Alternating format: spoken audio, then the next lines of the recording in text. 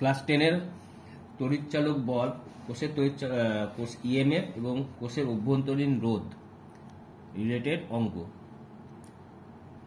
চলতড়িতে 1.5 volt তড়িৎচালক বলের একটি তড়িৎ কোষকে কোনো বর্তনীতে যুক্ত করলে 1.5 ভোল্ট তড়িৎচালক বল, তাহলে তড়িৎচালক বলকে আমরা ই দ্বারা প্রকাশ করি।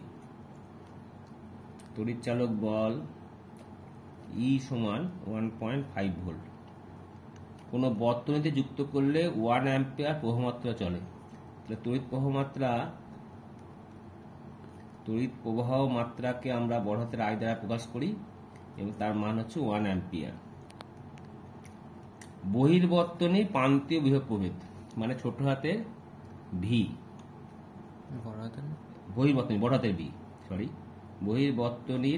বহির্বর্তনীর প্রান্তীয় বিভব প্রভেদ বড় হাতের ভি সমান 1 ভোল্ট। কোষের অভ্যন্তরীণ রোধ কত? ধরি কোষের অভ্যন্তরীণ রোধ ছোট হাতের আর। তা তোমরা জানো ই সমান আই বড় হাতের আর প্লাস আই ছোট হাতের আর, যেখানে এটা হচ্ছে কোষের বড় হাতের রোধ, এটা বাইরের বিভব প্রভেদ, আর এইটাকে কোষের ছোট হাতের ভেতরের, আর এর মধ্যে দিয়ে বড় হাতের আই প্রবাহ যদি যায় তাহলে এই সূত্রটা পাওয়া যায়। তো এখানে আমাকে বের করতে হবে ছোট হাতে আর এর মান। তা ছোট হাতের আই আর সমান কি লিখে যেতে পারে? ই মাইনাস আই বড় হাতের আর। আবার ই আই আর মানে আমরা লিখতে পারি ভি লিখতে পারি, কারণ ভি সমান তোমরা কি জানো? আই আর জানো, ভি, কারণ এটা তো বহির্বর্তনীর ব্যাপার।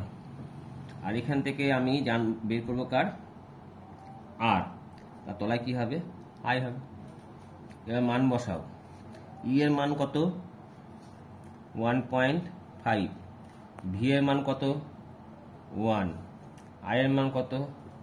1। উত্তর কত হলো? 0.5/1 সমান 0.5। অতএব কোষের অভ্যন্তরীণ রোধ কত তাহলে? 3.5 ভোল্ট। অভ্যন্তরীণ রোধ 0.5 ওহম। এইভাবে অঙ্ক করতে হবে।